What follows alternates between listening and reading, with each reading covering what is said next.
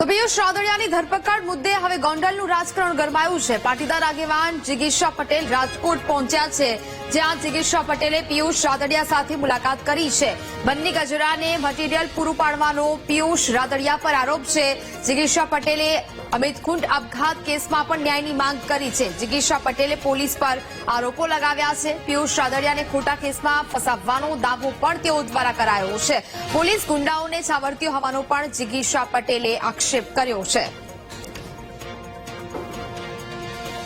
કે કઈ રીતે સામાન્ય લોકોને જ્યારે એની સામે અવાજ ઉપાડવામાં આવે ને ત્યારે કઈ રીતે સામાન્ય લોકોને હેરાન પરેશાન કરવામાં આવે અને ખોટા કેસ કરવામાં આવે। અને પિયુષભાઈ રાદડિયાને અત્યારે એવી પણ ધમકી આપવામાં આવી છે કે તારી ઉપર અલગ અલગ જગ્યાએથી કેસ કરી પોલીસ તંત્ર દ્વારા ધમકીઓ આપવામાં આવી છે કે પાસા અને ગુસ્સી ટોક જેવા કેસ કરીને તને ભરાવી દેવાનો છે, તને અહીંથી છોડવાનો નથી। અત્યારે હું પિયુષભાઈ રાદડિયાને મળી ત્યારે મને ખબર પડી કે પિયુષભાઈને જે રીતે પરેશાન કરવામાં આવી રહ્યા છે, એક કેસમાંથી છોડે, બીજા કેસમાં નાખે, જામીન થવા ન દે, 24 કલાક બેસાડી રાખે, વકીલ સાથે વાત ન કરવા દે।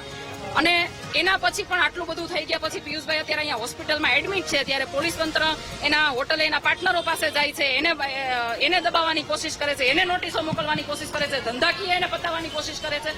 તો કોના ઈશારે આ બધું થઈ ગયું છે અને શું કામ કરો છો તમે લોકો?